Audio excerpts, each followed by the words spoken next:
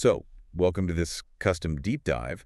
And, we're glad you're here because today we are looking at something really fascinating. Oh, absolutely. It's a really unique one today. Yeah, because usually we're looking at, like, massive white papers or 50-page strategy documents, right? Right, mountains of data. Exactly. But what if the most important piece of infrastructure in a multi-billion-dollar tech ecosystem isn't, it isn't the fiber optic network or the power grid or even the venture capital? Which sounds crazy, I know. Right. What if it's literally just an 11-word sentence? I mean, it sounds like an exaggeration for sure. Yeah. But narrative architecture almost always has to be laid down before you can pour, a single yard of actual concrete. That makes total sense. If you can't build the concept in the minds of the people you need to attract, the physical city doesn't even matter. And that brings us to the unique challenge we are tackling for you today on this deep dive. You shared a source with us, a pasted text document, which you labeled text collé. Yeah, the pasted text. Right. And it contains just a single line. It is incredibly brief, literally 11 words. Just 11. Dubai's tech metamorphosis, from desert sands to a global silicon future. It's such a fascinating constraint, honestly. Hasn't it? Yeah, because when you're analyzing a multi-page prospectus, or a sprawling white paper, there is room for filler. Lots of fluff. Exactly, fluff.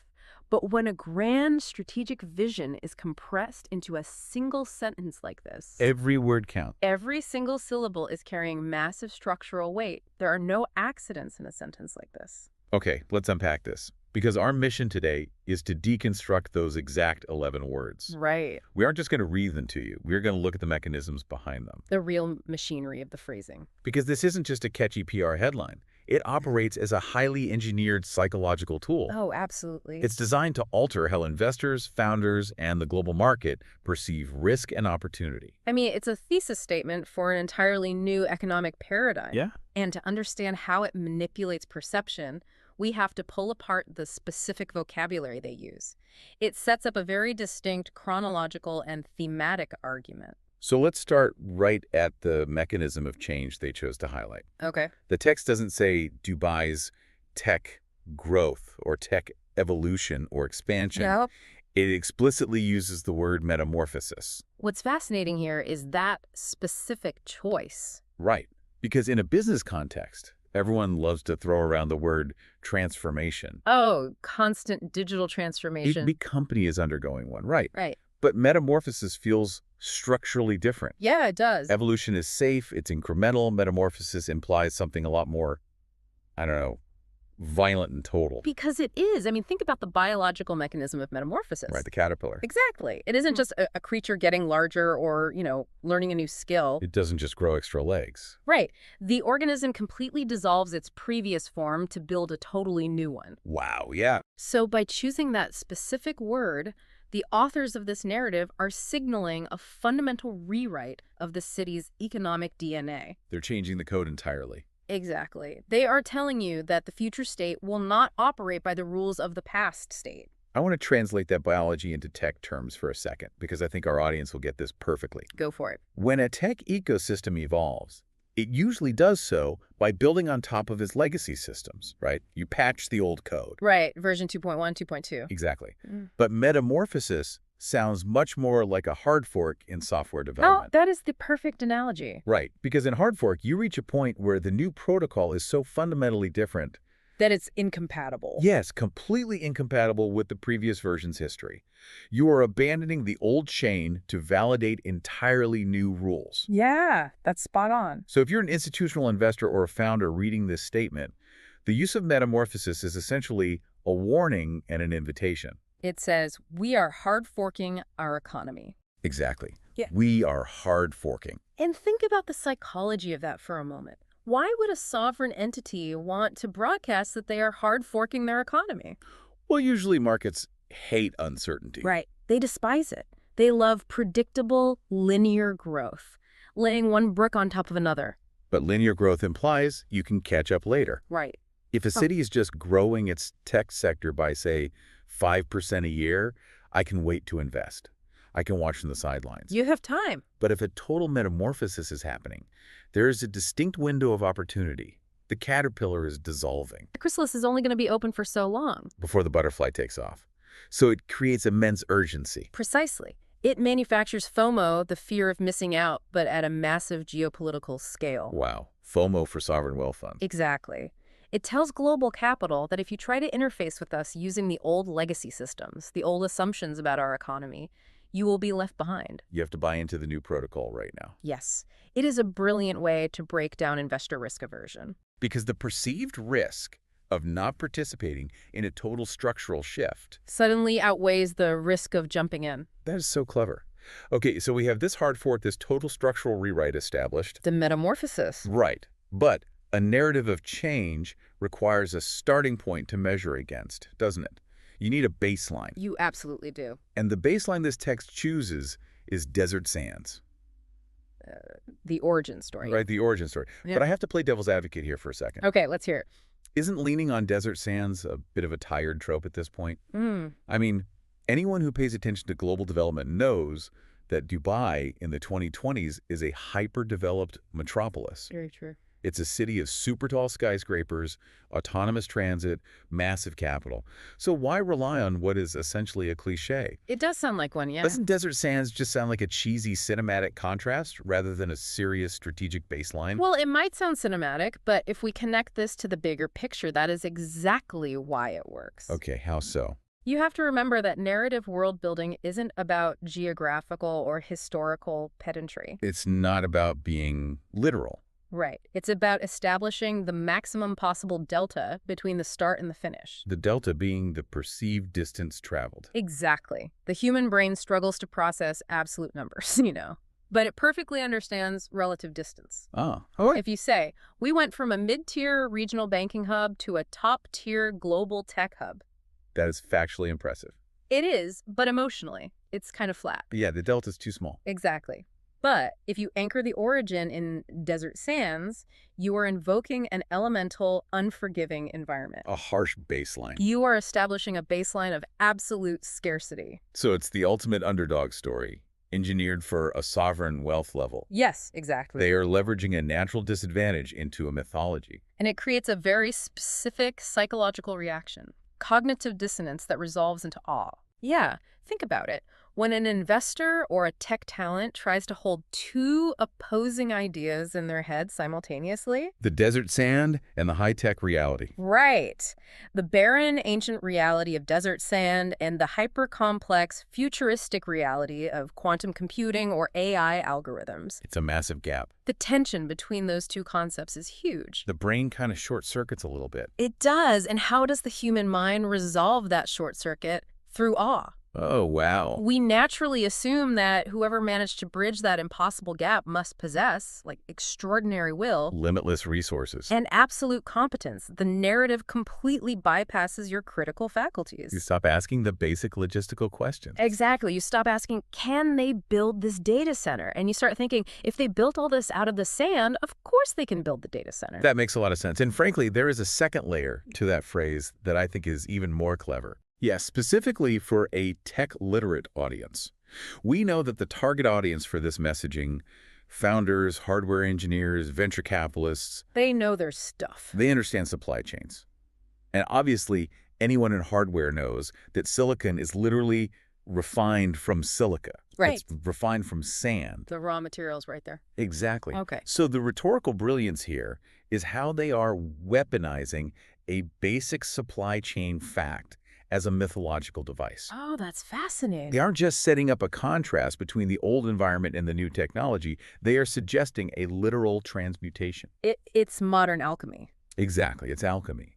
They are saying we aren't running away from the harsh reality of the desert. We are mining it. The obstacle is the way. Yes, the raw, seemingly worthless material of our origin is actually the foundational element of global tech dominance. And by doing that, they neutralize any criticism about their environment. Totally. If someone says, it's too hot, it's too barren, it's just sand, the narrative flips it and says, that sand is the seed of our silicon future. Right. It takes the perceived weakness and reframes it as the ultimate strategic asset. It's incredibly elegant. It is, because it rewards the reader who understands the hardware supply chain.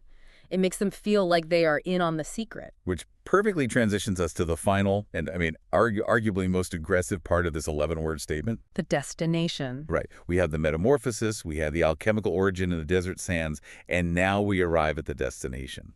A global silicon future. This is where the ambition stops being regional and starts becoming jurisdictional. But wait, I want to push back on the use of the word silicon here. Okay.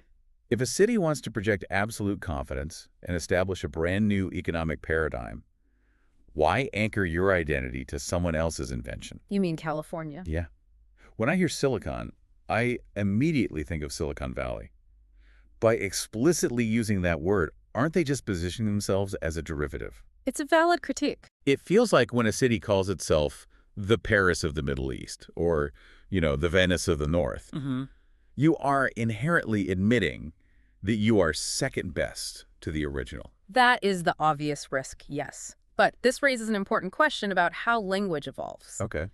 I would argue that at this level of global strategy, silicon has actually completely decoupled from its geographic origins in California. You don't think people just think of the Bay Area anymore? It is no longer just a place. It has become a metonym.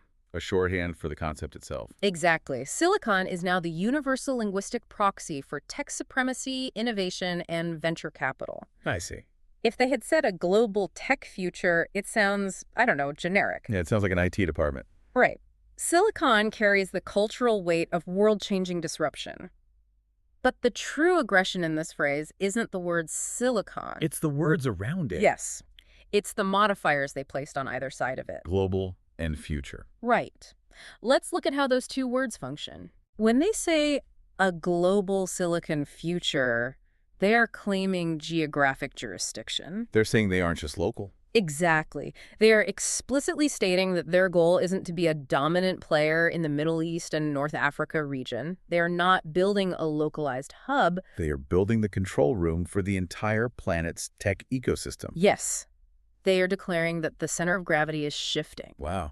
And then they pair it with future. Which is the ultimate linguistic power play. How so?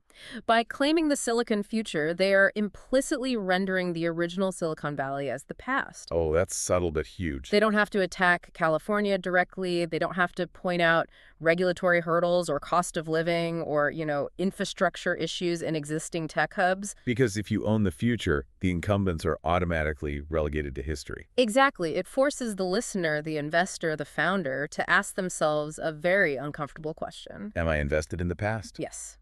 Am I currently invested in the past, or am I investing in the future? That is a brilliant point. If you are sitting on $1 billion fund, or you are deciding where to incorporate your next AI startup, your entire mandate is to capture future value. You have to look ahead. Right. You're constantly terrified of being late to the next major paradigm shift. That FOMO again. Exactly.